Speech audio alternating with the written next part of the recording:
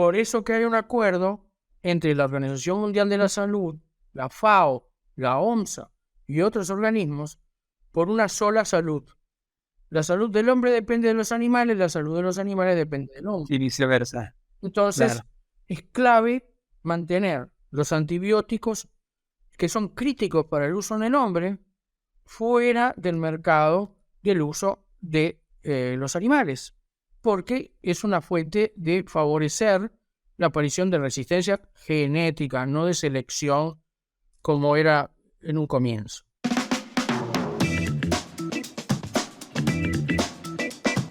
Hola, bienvenidos a nuestro podcast. Este tema es este lugar de oportunidades para escuchar conversaciones de temas muy interesantes que tienen que ver con la agricultura. Y en el episodio del día de hoy nos acompaña Ever Trenchi. Le agradecemos mucho que haya aceptado la invitación para platicar con nosotros. Y el tema que vamos a abordar es la tendencia mundial y el contexto latinoamericano particularmente en relación con la producción avícola libre de antibióticos. Ever, muchas gracias por aceptar platicar con nosotros sobre este tema. Para mí es un gusto compartir esto contigo. Gracias. Yo creo que todos los que nos ven y nos escuchan seguramente van a obtener mucha información muy interesante sobre estos tópicos. Afortunadamente, mi podcast llega a varios países en Latinoamérica, por lo tanto, confiamos en que la información les va a ser de interés. Antes de empezar formalmente con el tema de interés para el día de hoy, quisiera que nos platicaras de manera más o menos breve un poco de tu historial académico, cómo fue que te interesaste por la carrera, después cómo fue que te interesaste por la avicultura y cuál ha sido tu recorrido en esta industria avícola. Bueno, tal vez sea difícil de creer para ti, pero mi carrera empezó a los 4 años porque mi padre era el profesor de avicultura en la Universidad de Montevideo y parece que a los 4 años diagnostiqué mi primer caso de leucosis ocular. Y eso es una anécdota de familia. Mi hermano también es veterinario y se dedica a las aves. Mi hijo es veterinario y se dedica al laboratorio de diagnóstico.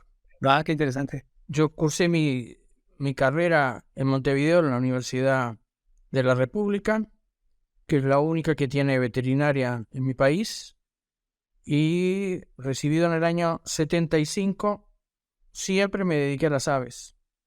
Y estuve en la universidad durante 38 años como docente, luego me retiré de ella y, seguí trabajando. Siempre trabajé en la industria privada, pero bueno, ahora estoy enfocado directamente a la asesoría en el caso de la Asociación Latinoamericana y bueno, de productores en distintos lugares. He trabajado también como auditor de empresas con vistas a inversiones en su estructura, ¿verdad? Para mejoramiento, fondos de inversión que lo tenía como una forma de estimular a la producción y a su vez obtener buena rentabilidad de su dinero. Muy bien, una carrera muy larga y pues en realidad carrera y vida vinculada con la avicultura.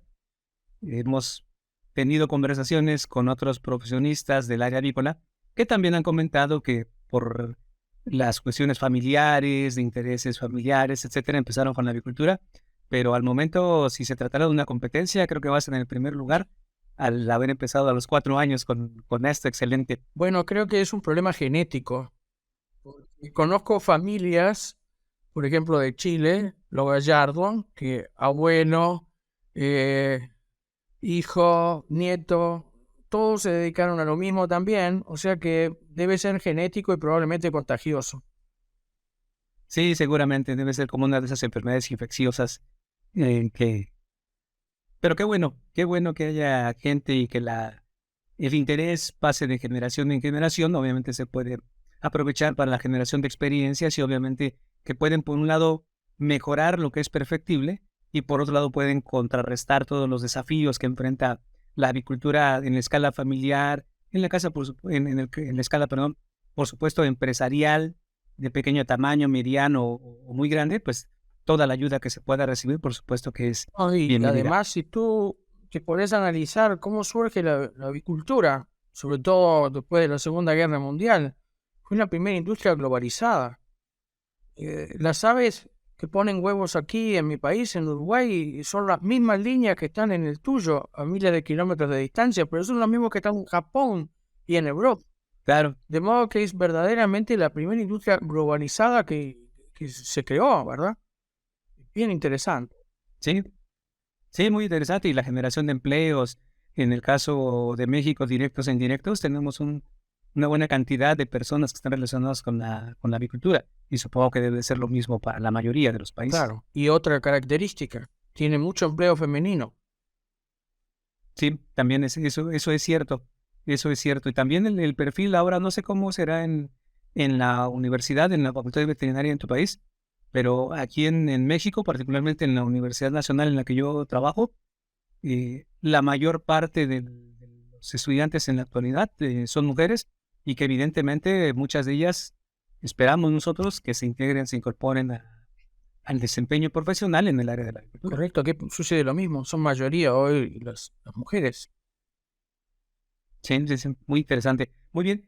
En este tema de la avicultura, recientemente se han visto muchos cambios. Bueno, desde que empezó, como ya lo comentabas, la expansión, la globalización, la necesidad de mejoras tecnológicas, evidentemente el desarrollo genético, el incremento de la productividad, etcétera, pues ha venido avanzando. Junto con ellos se han presentado algunas series de desafíos que enfrenta la agricultura y un poquito en consecuencia, digamos, ante la necesidad del incremento de la producción, la utilización de antibióticos promotores del crecimiento, la problemática que esto ha desencadenado y, en consecuencia, la respuesta primero de la propia industria, acompañado, por supuesto, de las exigencias del consumidor respecto a la reducción de la utilización de antibióticos para la producción avícola. ¿Nos podrías comentar tu visión sobre esta situación, cómo está de manera global, cómo está de manera regionalizada esta disminución en el uso de antibióticos? Bueno, tendríamos que empezar por ver que esto surge a partir de los años 50-60 del siglo pasado, cuando la posibilidad de tener grandes volúmenes de antibióticos a disponibilidad a bajo costo introdujeron en nuestra industria el uso de los antibióticos. Y en aquel momento, si bien comenzó con la idea de terapéutica, es decir, para tratar enfermedades bacterianas concretas, rápidamente eso se rompió las barreras. ¿En qué sentido? En vez de trabajar en forma, terapéutica, la idea fue, ¿por qué no usamos los antibióticos en forma continua en el alimento, en cada kilo de alimento que se produzca, y veamos qué efectos tenemos? Y efectivamente había menos mortalidad, mejores conversiones, menor consumo de alimento, y parecía que estábamos por el buen camino. Pero resulta que ya en los años 60 empezó a verse un aumento en la resistencia en determinadas bacterias a los antibióticos. Se hicieron resistentes. Básicamente, ¿por qué? Porque se usaban antibióticos en bajas dosis en forma continua. Y eso seleccionó población. Ese fue el primer paso. Pero también se usaba con otros criterios. Se usaba con un criterio preventivo, que es medio abstracto porque las bacterias uno no las puede prevenir con antibióticos. Los antibióticos actúan donde están las bacterias. En realidad eso era un disfraz para lo que era el tratamiento de enfermedades, por ejemplo, transmisibles a través del huevo, micoplasma, salmonella. Y en particular llegó al momento culmine el asunto cuando se empieza a vacunar en los años 60 contra la enfermedad de Marek. Entonces, como los avicultores son inventores natos en todos los lugares del mundo, dijeron, aprovechemos el shot para incluir antibióticos y nos aseguramos de, en cierto modo, control del micoplasma, de la salmonella, etcétera, etcétera. Y entonces llegamos a la última etapa, que era la prevención. ¿Y cuántas veces escuchamos decir, bueno, yo voy a dar 4 o 5 días de antibióticos porque voy a vacunar contra X enfermedad respiratoria, y como siempre se complica y después aparece el chasquido. En realidad, un cierto nivel de ruido respiratorio podemos tener con algunas enfermedades por acción del propio virus de la vacuna, pero lo que estábamos tapando, ¿qué era? Era el mal manejo de la temperatura, de las cortinas, de la ventilación. O sea que esto se convirtió en 4 oportunidades de usar antibióticos, ¿verdad? A uso continuo como promotores del crecimiento de la producción. Terapéutico cuando efectivamente teníamos un problema. Preventivo, entre comillas. Y todavía otro que el pomposo nombre es la metafilaxia, cuando decimos, bueno, pero no estoy teniendo la producción que tenía. Estas aves bajaron 3-4% la postura en las últimas semanas. Vamos a darle un antibiótico a ver qué sucede. Bien, de todo eso terminó en lo que llegamos finalmente. Al principio era una selección de determinadas poblaciones, pero hoy la resistencia está determinada genéticamente. Y tenemos las bacterias resistentes genéticamente. Y lo que es peor, se pasa la información entre ellas. Por ejemplo, los plásmidos de resistencia pasan del coli, que es muy abundante, a la salmonela y viceversa. Entonces, en este momento se terminó en mi país justamente una investigación financiada por ALA y la US Poultry acerca de la resistencia de coli en las reproductoras que nos llegan. Nosotros somos compradores de reproductoras, no tenemos abuelas, vienen del extranjero. ¿Y qué se hizo? Se tomó de las cajas de transporte la materia fecal, se aisló el coli y se hizo todo el perfil de resistencia. Bueno, puedo decirte que hubo algunas que tenían resistencia a 7 antibióticos simultáneamente. También te puedo decir una cosa interesante. Esa florifauna que traían los pollitos recién nacidos, reproductores, a la 4ª semana había sido sustituida por una flora normal, comillas, existente en nuestro medio, ¿verdad? Ok.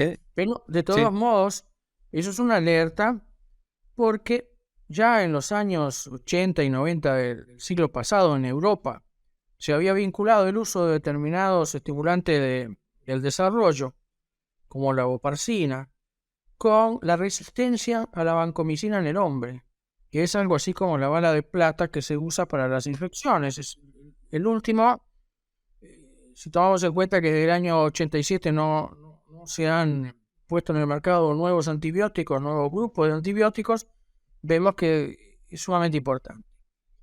La idea era que como pertenecen al mismo grupo químico, podía ser que la resistencia a la oparcina que había surgido en las aves y en los cerdos pudiera pasar al hombre. En realidad, no había un argumento muy sólido, demostrable, pero como tú sabes, hay 2 tendencias en el mundo. Los europeos tienen una cláusula de seguridad que dice, si nosotros sospechamos de que esto hace mal, lo prohibimos y después averiguamos. Sí. Mientras que los norteamericanos es al revés. Probamos que esto hace daño y lo prohibimos. Y entonces se suspende. Sí. Entonces comenzó el gran movimiento a favor del no uso de los antibióticos. Y las ondas verdes y el ecologismo, está todo un poco entreverado. Pero a su vez sirvió también un poco para limpiar con la conciencia de las grandes transnacionales de lo que llamamos la comida chatarra. Estaban tratando de reposicionarse, mostrando que su comida, que dicho de paso es deliciosa, no dañaba, y buscando un perfil, dijeron, bueno, probemos libre de antibióticos, ya que en Europa están prohibidos una cantidad, vamos en esa dirección. Y bueno, hoy en día podemos decir que en Estados Unidos el 60% de los pollos parrilleros son criados sin antibióticos. Sin antibióticos, sí. Aunque tienen 2 categorías, ¿verdad? Nunca jamás comieron antibióticos y no comieron antibióticos en su crecimiento. De todos modos, esas inyecciones de la vacuna de Marek junto con antibióticos desaparecieron totalmente en los Estados Unidos. Y no tienen grandes problemas de producción. ¿Por qué? Porque paralelamente a eso hubo un gran desarrollo en la bioseguridad. Hubo cosas que nos obligaron a mejorar la bioseguridad.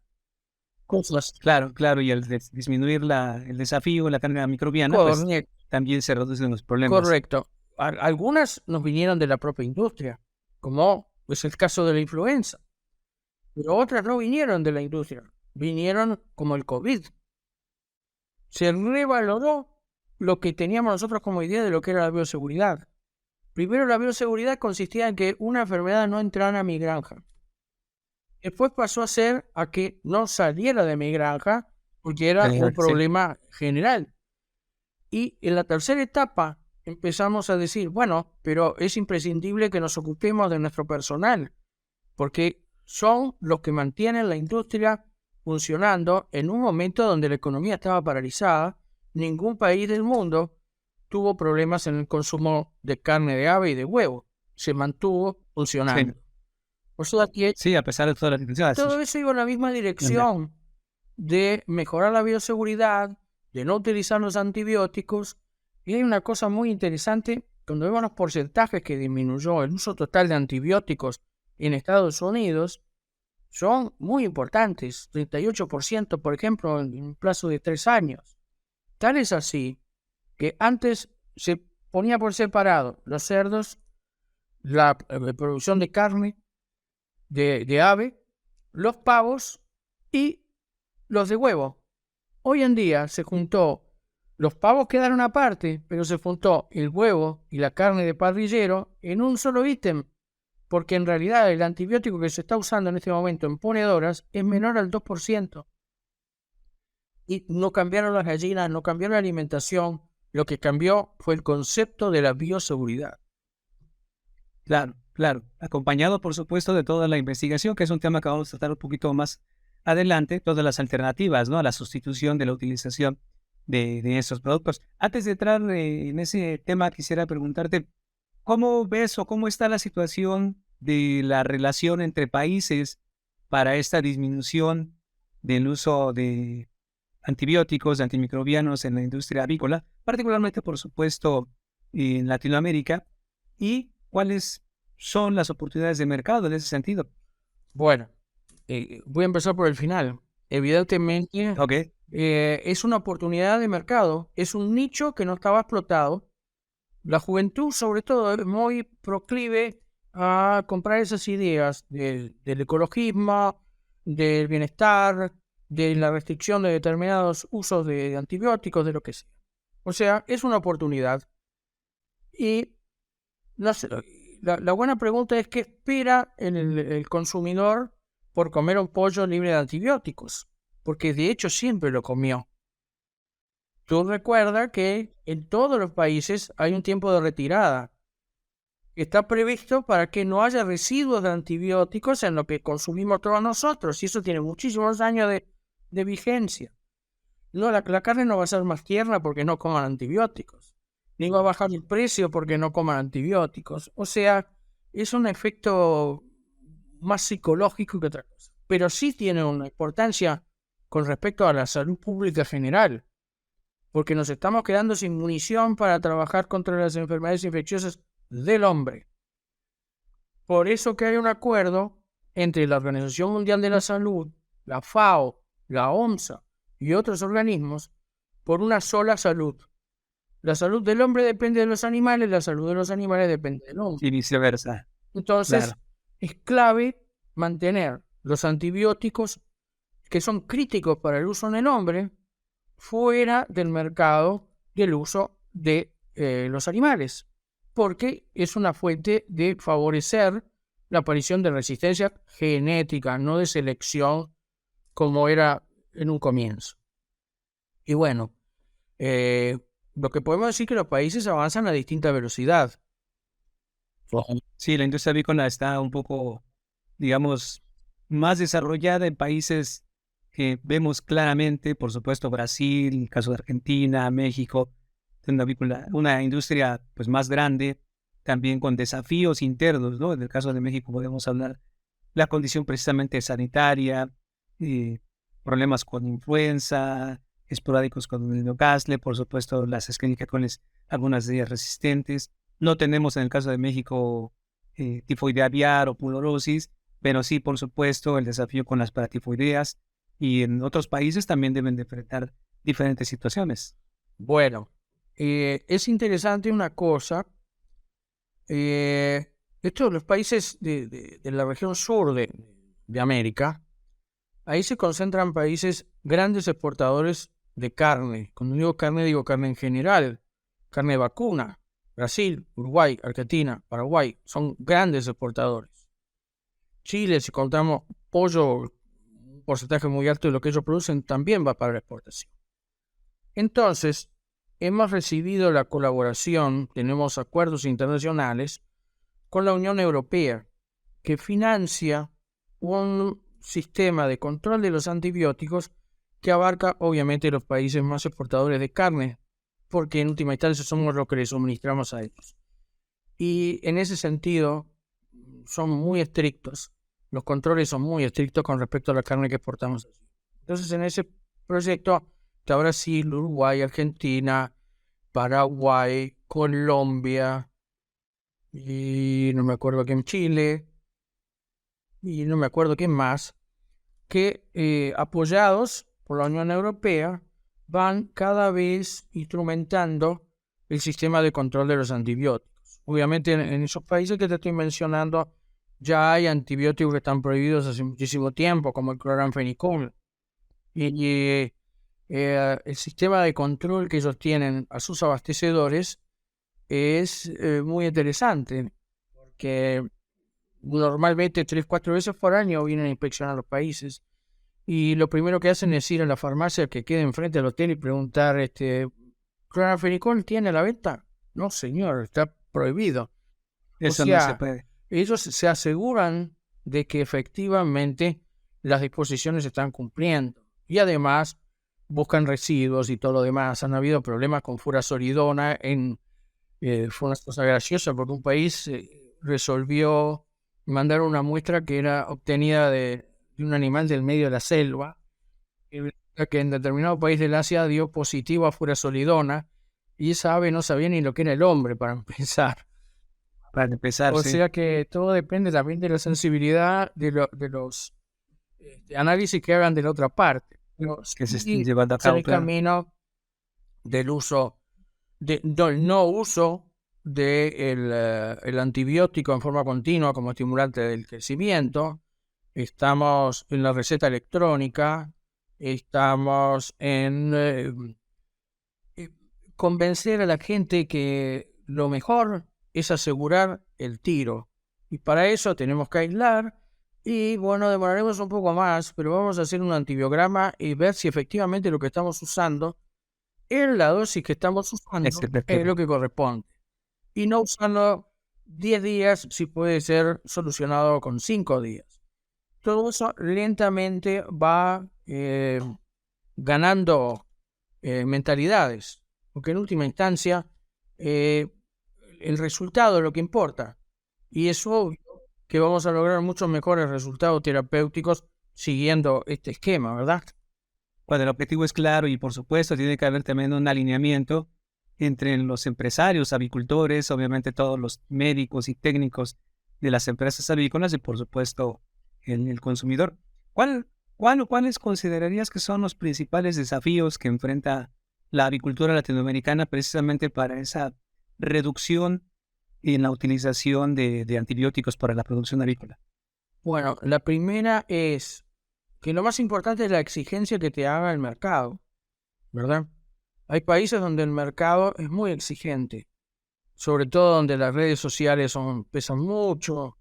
Entonces, ya esos países tienen un perfil más similar al europeo, pero tenemos todo un degradé en América, donde en muchos países se sigue comercializando pollo en pie, por ejemplo.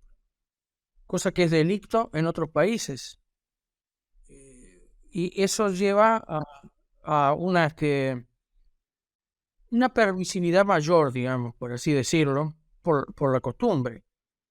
Cuando ya tenemos industrias totalmente establecidas, comprometidas con la exportación, no vamos a no olvidarnos que tenemos el principal exportador del productor y exportador más que nada, que es Brasil en la región. Y tenemos países que fuertemente exportadores, está la Argentina también. O sea, América del Sur tiene una realidad que tal vez sea distinto a otros países donde los mercados son más pequeños y no aspiran a la exportación. Entonces, los compromisos son más Sí, grandes. definitivamente es algo pues muy relevante, por supuesto, porque poniéndolo en esa perspectiva, en el caso de México, el volumen de la producción pues es muy alto, el consumo de huevo, fue el primer lugar mundial en consumo de huevo entero, y el consumo de pollo es alto, muy por debajo de otros países en América Latina, que por supuesto tienen miras al crecimiento. Sin embargo, los hábitos de consumo, como comentabas ahora, por ejemplo, la comercialización del pollo vivo, pues es algo que existe en México. Y otra situación también yo creo que muy importante es la propia población, la exigencia que puede tener el consumidor, y yo creo que también tiene que estar asociado con si el consumidor es de zonas urbanas, de zonas rurales, la necesidad, digamos, de comer, la disponibilidad de recursos para la adquisición del producto. A veces cuando apenas se tiene dinero, pues se va a comprar lo que haya. Y yo creo que el consumidor no se va a estar preguntando o no va a poder ser exigente en cuanto a si este producto procede de granjas donde se utilizó o no se utilizó el antibiótico, pues simplemente es lo que hay, es para lo que me alcance y pues es lo que voy a consumir. Muy buen punto. Y estoy totalmente de acuerdo contigo. Cuando hablamos de las aves de postura free range y decimos, bueno, vamos a no darle soya transgénica y hagámoslas ecológicas también, y etcétera, etcétera, eso tiene un costo, porque no son tan eficientes, porque tienen mucho más riego, etcétera. Hay un nicho de mercado que quiere eso, pero en la mayoría de nuestros países la gente compra por precio, porque esa es la realidad. En Europa pueden darse el lujo de hacer ese tipo de cosas y pagar 17 euros el kilo de pollo que es criado en slow growing, pero no es la media de nuestros países en América. No, e incluso en Europa debe haber alguna proporción de la población que no le gustaría, pero no lo va a adquirir porque le va a ser muy difícil, por no decir imposible, a esos precios. Bueno, Europa está a distintas velocidades. No vamos a comparar a algunos países del núcleo inicial de lo que fue la Comunidad Europea con los que fueron ingresando después. O sea, sí que las hay esas diferencias. Y el huevo es un commodity en última instancia. O sea, que tú me metas una buena idea de que las gallinas están felices, contentas y qué sé yo cuánto, que comparto que las gallinas tienen que ser bien tratadas. Una cosa es maltrato animal, otra cosa es tener jaulas con las comodidades suficientes, como eran las jaulas que estaban permitidas en Europa hasta hace muy poco tiempo, donde tenían baño de arena, percha, etcétera, lo que llamaban las jaulas mejoradas. O sea, evidentemente vivimos todos en el mismo mundo, pero hay muchos mundos en este mundo. Sí, sí, esa es la realidad. Y mira, incluso la gente que nos oye, en general tienden a pensar que los uruguayos y los argentinos somos muy parecidos. Y somos muy parecidos, y hablamos muy parecido, y tenemos una historia común. Éramos lo mismo, el mismo virreinato. Bien, hace 25 o 30 años consumíamos la misma cantidad de carne, de res. Los dos países tenían la característica de ser los países 100 kilos de pan, 100 litros de leche y 100 kilos de proteína animal, de los cuales fundamentalmente era la carne de res. El Uruguay llegó a tener consumo de 65 y 67 kilos por año por habitante de carne de res. Bien, y en el Uruguay en los años 60 se comían entre 6 y 7 kilos de pollo por año por habitante. Bien. Y nuestros vecinos no estaban muy lejos de eso. No te puedo decir los datos porque no los tengo a la mano, pero era así. Hoy el Uruguay come 24 a 25 kilos de pollo por año habitante, pero Argentina superó los 50. O sea, partimos de lo mismo, tenemos los mismos hábitos alimenticios, eso es claro. Sin embargo, se ha producido una gran diferenciación entre ellos y nosotros. ¿Por qué? No sé. Pues el precio. Pues el También precio. sí, debe de participar también en las condiciones económicas, ¿no? La depreciación de la moneda, una serie de cosas que todos hemos pasado por ahí, que incluso ha llevado a la desaparición de productores, de empresarios en los diferentes ramos, en la agricultura, por supuesto, en la ganadería, y que necesariamente yo creo va a alterar el mercado, ¿no? Estoy de acuerdo con eso. En nuestro país vivimos una especie de sub y baja de la economía. Sin embargo, en el Uruguay el aumento del pollo es muy lento, y en la Argentina subió con buenas épocas, con malas épocas y con peores épocas y se mantiene subiendo por encima de los 50 kilos. O sea, hay algo más que entra. Te cuento, a lo mejor es interesante para la gente saber que en el Uruguay el pollo era la comida de lujo. La comida de todos los días era la carne de vaca. Para nosotros Wow. carne es vaca, punto. Bien. Sí. Entonces el pollo se comía los domingos. Y la familia tipo uruguaya somos cuatro por familia. Entonces con un pollo había que comer 4 personas. Por lo tanto, los precios de faena del Uruguay siempre fueron muy altos. Porque la gente está acostumbrada a comprar un pollo que pelado pesa 3,5 kilos, 3 kilos. Bueno, probablemente eso ha ido determinando los cambios. En Argentina evolucionó más rápido la comida preparada que en el Uruguay. Probablemente eso sea uno de los factores. Y aunque si yo te digo, bueno, ¿cuál ha sido el competidor del pollo en el Uruguay con respecto a las carnes? No sé, ¿qué dirías? Es el cerdo. El cerdo pasó de 6 kilos a 16 kilos. Esos kilos hubiesen sido lo que hubiese aumentado el pollo, que no los aumentó. ¿Por qué? Porque la carne de cerdo viene importada de Brasil y es muy barata. Ese fue un factor económico. O sea, Importante, para sí. que veas, estamos separados por el río, hablamos más o menos igual, partimos de la misma base cultural y social, y sin embargo, hay factores que llevan a que en determinado momento nos separamos en eso bruscamente.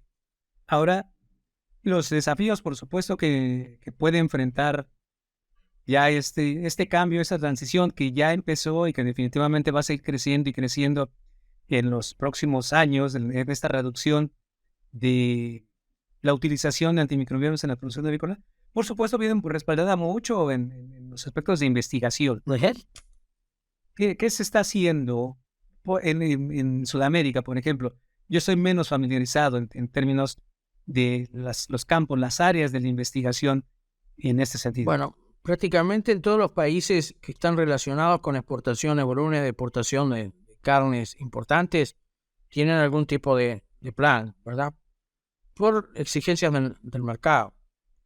En particular, la Asociación Latinoamericana de Avicultura tiene 3 líneas en las cuales trabaja permanentemente. Una de las cuales es la resistencia antimicrobiana. Si miramos, la ALA tiene un convenio con la US Poultry de investigación, financiación de investigaciones. Y si miramos los últimos años, lo que ha predominado ha sido el bienestar animal y la resistencia antibiótica.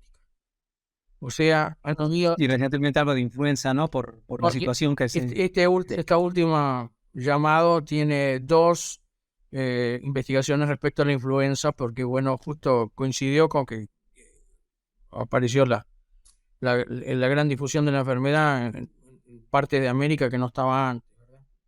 Pero es una preocupación continua.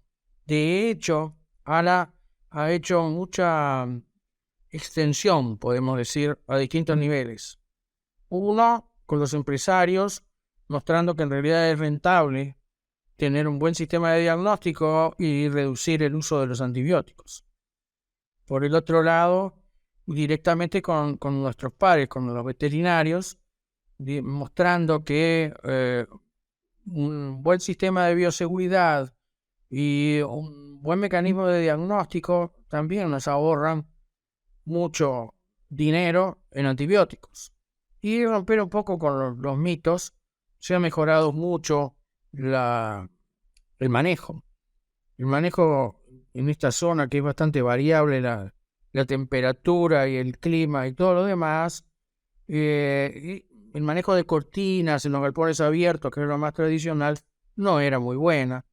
Entonces teníamos el coli siempre una amenaza, las reacciones de vacuna, tal es así que aquí fue importante, por ejemplo, el TRT, que en otros lugares pasó sin mucho pena ni gloria. Exacto, sin pena ni gloria, sí. Que sin embargo fue también siendo controlado no con vacunas, sino con manejo, buen manejo del ambiente. Lo mismo que pasó con la citis. Mi país, el lugar más alto que tiene son 513 metros y teníamos mal de altura, como se llamaba en aquel momento. ¿Qué era? Era no poder cumplir con la demanda de oxígeno que tenían las aves por el sistema de calefacción que se usaba, por el sistema de ventilación. O sea, evidentemente hemos evolucionado mucho. Si tú miras las perspectivas en los últimos 20 años, la problemática cambió, porque se fueron solucionando una cantidad de problemas, digamos, predecibles, que se podían mejorar solo con el manejo. En Es el una manejo, alta claro. tecnología, no es high-tech. Esto es un poco de uso, buen uso de los medios que disponemos. Claro, claro.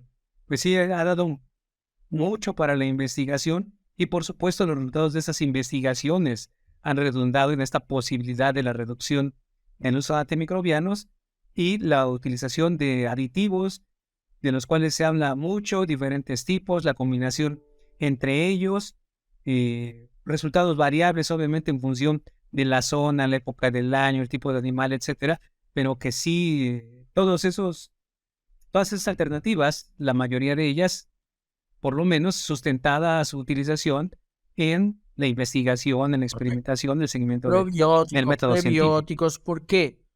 Porque siempre se pensó en el intestino como reservorio de bacterias. De modo que siempre se usaba, por ejemplo, la sinpacitricina, que fue prohibido también en Europa rápidamente, y surgió, al eliminar el uso de estos antibióticos en forma permanente, se hizo más importante el Clostridium perfringens, por ejemplo, porque no tenía enemigo natural, por así decirlo. Entonces, ahí surge la flora de exclusión, los probióticos, los prebióticos, los aceites esenciales, todos van en la misma dirección de mejorar el ambiente intestinal, por así decirlo, sin el uso de los Claro. antibióticos. Sí, y dejarlo solamente para las situaciones, como ya mencionabas al principio, Correcto. cuando se demuestra la infección, la presencia del microorganismo, el aislamiento, la identificación y lo más importante, la prueba de sensibilidad a antimicrobianos para tomar la decisión correcta para el tratamiento en la dosis y la duración que sean realmente los adecuados. Correcto, tu idea es la exacta. El problema es que hubo que convencer a la gente que los mosquitos no se casan con antiaéreos, que era lo que estábamos haciendo. Frente a cualquier infección que ni sabíamos de qué se trataba, le tirábamos por el último antibiótico que había salido en la farmacia veterinaria. Eso se borró de la mente, afortunadamente. Ya Sí, no qué es bueno, más qué bueno. así. Qué bien. Voy a cambiar un poquito de tema porque me gustaría que lo comentaras, aunque sea muy, muy breve, porque creo que también viene acompañada esta evolución, este crecimiento de la industria avícola mundial. Y como ya lo comentabas antes, en el caso de Latinoamérica, puede variar un poco el tamaño de la avicultura, pues por la situación particular de cada país, pero sin embargo, unos más de cerca y otros, aunque sea más de lejos, pero todos vamos siguiendo la misma tendencia. Ahora has platicado bastante de esta reducción de uso de antimicrobianos, pero lo que es otra realidad también es la preocupación y la implementación de sistemas de vigilancia del bienestar animal. No quisiera platicar de él sobre ejemplos, medidas, etcétera, sino que es algo que se está llevando ya a cabo, pero que me dieras tu opinión respecto a este bienestar animal. ¿Qué participación tiene en el acceso a mercados, tanto internos como externos, en la agricultura global y si acaso más enfocado en la parte latinoamericana? En general te diría que en todos los países se da un fenómeno más o menos similar, que es un nicho de mercado. Ni de cerca la participación mayor del mercado, la gente que pide los huevos ecológicos, por ejemplo. En general eso ha pesado mucho más en la producción de huevos que en la producción de carne, ¿verdad? Y bueno, tiene un precio diferencial. Hay organizaciones internacionales que avalan de que esa empresa está produciendo de acuerdo a las normas que ellos tienen. Eso lo hace más caro también. Y lo que vemos es que como nuestras economías son cíclicas, apenas aumenta el precio del huevo y la gente pasa a comprar el más barato y deja un poco de lado el que sea ecológico. Lo que pasa es que los agricultores han tenido la habilidad de sumar muchos pequeños mercados. Por ejemplo, tenés el huevo enriquecido con vitamina E, el huevo enriquecido con selenio, el huevo enriquecido con algunas de las vitaminas, digamos, más necesarias para el desarrollo de los niños de 0 a 5 años. Pero nunca pasan de algo casi que testimonial. Vas a cualquiera de las grandes superficies, que son las grandes comercializadoras, por lo menos en nuestra zona, donde hay menos, digamos, lo que se llama los comercios de cercanía. La gente acostumbra a comprar en supermercados. Tú ves las góndolas donde está expuesto el huevo y si tienen 20 metros para allá de huevo, y el huevo ecológico ocupa 1 metro en todas las estanterías. Después tenés todas las otras opciones también que ocupan no mucho tampoco. O sea, no parece ser un interés prioritario del consumidor y es muy afectado por su precio. El precio inmediatamente lo frena.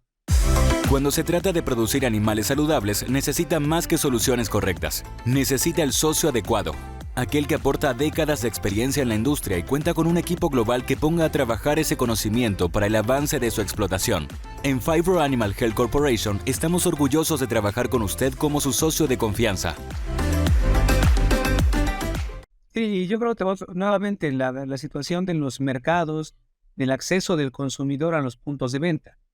Cada país seguramente tiene particularidades, tendremos semejanzas muy generales, yo creo, entre un país y otro, pero por poner un ejemplo, ¿no? En el caso de México que mencionabas, el caso del huevo, la mayor parte de este producto en México se comercializa, como decimos, a granel. Hay muchos puntos de venta, puntos de venta de cercanía, donde se puede comprar por pieza, por kilogramo, y son pocos los puntos en comparación, alrededor del apenas un poco más del 15% del total del huevo producido en el país, que se comercializa empaquetado con 12 piezas, con 18 piezas, quizá con 30 piezas. Y es en esos puntos de venta donde se pueden apreciar también esos otros huevos diferenciados, los enriquecidos o los de gallinas en semilibertad, etcétera. Entonces realmente es una proporción muy baja de la población la que tiene el acceso al punto de venta primero, ya no digamos a comprarlo, sino que vea que está exhibido. Mira, lo que tú decís es bien interesante, porque aquí hay como 2 cuadros en una cantidad de cosas. Mi país es un país binario, o sos hincha de Peñarol o sos hincha de Nacional, o sos de un partido o sos del otro partido tradicional, y así funciona la cosa. Entonces, en el huevo están los partidarios del huevo marrón y los del huevo blanco. Este es un mercado tradicionalmente de huevo blanco. Hoy el 80% es de huevo marrón y está ahora tendiendo a reducir un poco. Esa es una de las características. La otra es el color de la yema. La gente consideraba que era más importante, digamos, el color que podía tener la yema, porque lo vinculaban con la pops. Con la frescura del huevo, con el estado de salud. Sí, lo vinculaban el color con la salud del ave. Y entonces, otros, y al revés, decían el color tiene que ver con que tiene mucho colesterol.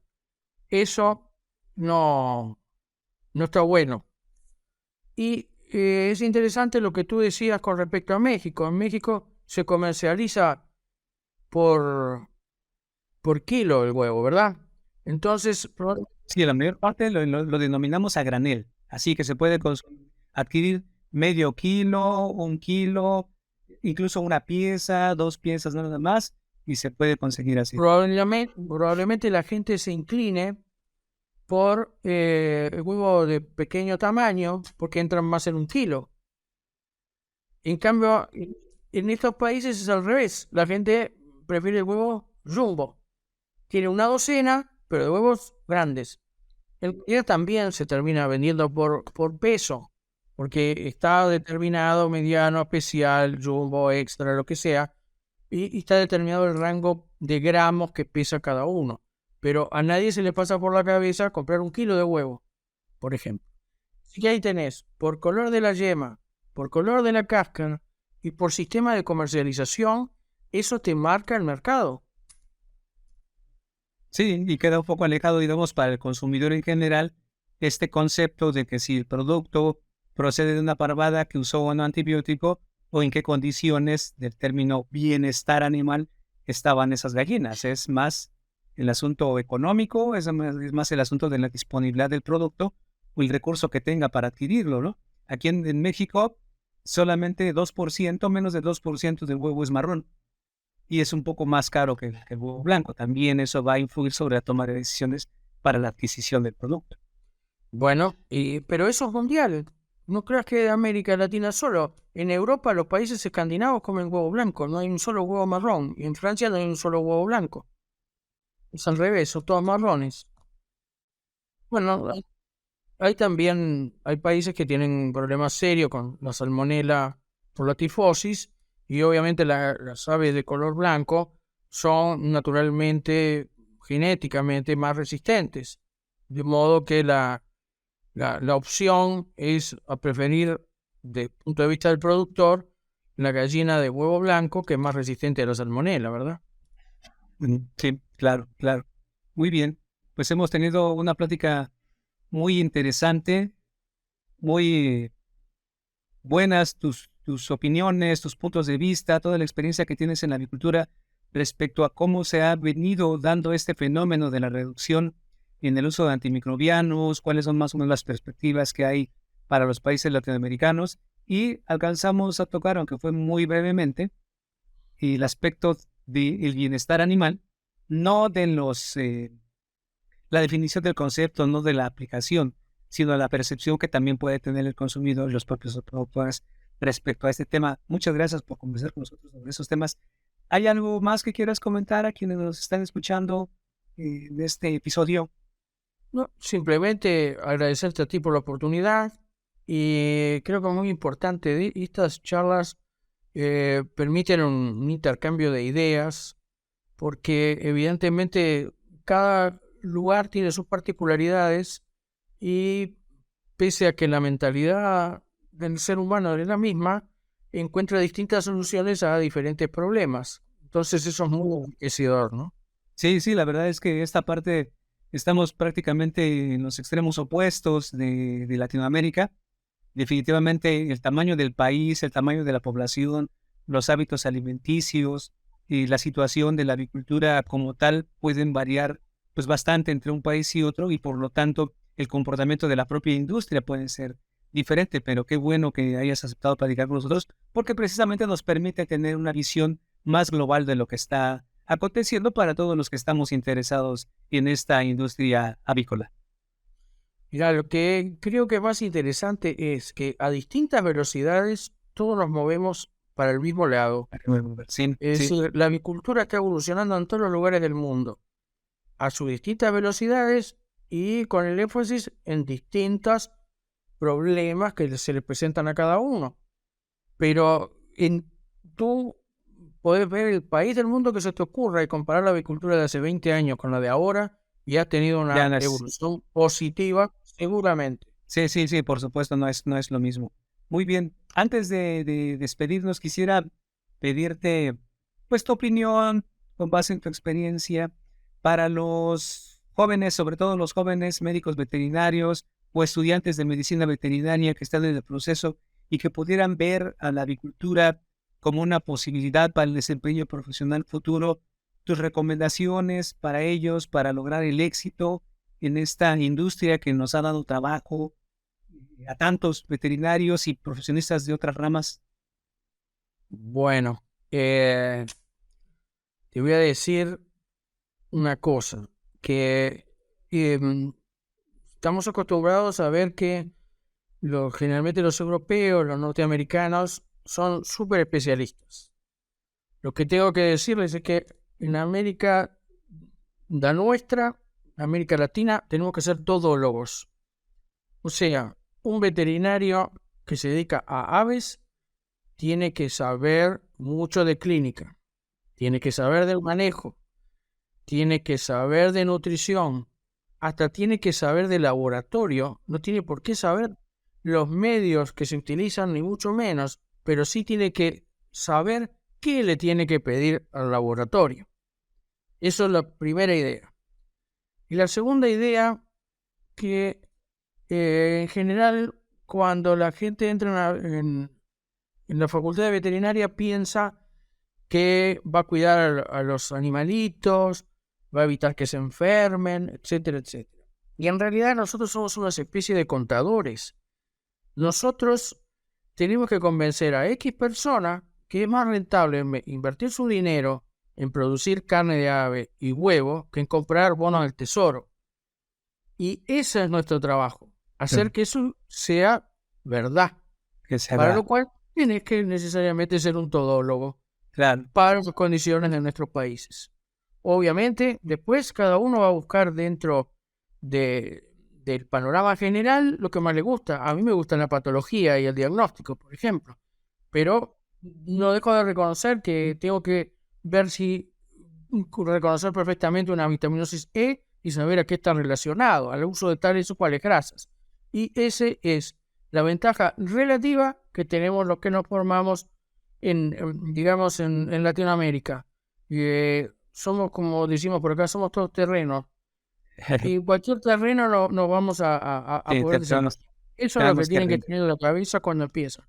Es una profesión, sí, es sacrificada como todas, pero que da muchas satisfacciones. ¿Por qué? Porque tú, para ver el producto de un ganado de carne, capaz que pasan 3, 4 años. Acá tú lo ves, si son gallinas, en un año tenés perfectamente el resultado de lo que hiciste, económicamente me refiero. Y si son parrilleros, un ciclo puede durar 50 días, como máximo, contando el tiempo que limpian los galpones. Así que tiene su parte buena, que creo que hay que adaptarse a eso. Excelente, excelente.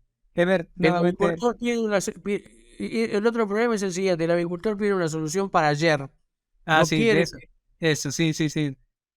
También hay que ser rápido en la toma de decisiones y esas decisiones serán correctas en la medida en que uno esté actualizado o esté realmente vinculado y relacionado con todo lo que está Aunque a pasando. veces tu única arma sea una tijera y un cuchillo para hacer una Sí, necropsia. sí, a veces la propia uña de la gallina tendrá que servir. Correcto. Ever, de verdad, muchas gracias por compartir tus experiencias, tu punto de vista, tus opiniones sobre la industria avícola, sobre esos temas que revisamos el día de hoy. Muchas gracias. Bueno, para mí fue un gusto y te agradezco a ti. Hasta el próximo capítulo. Gracias a todos por su asistencia.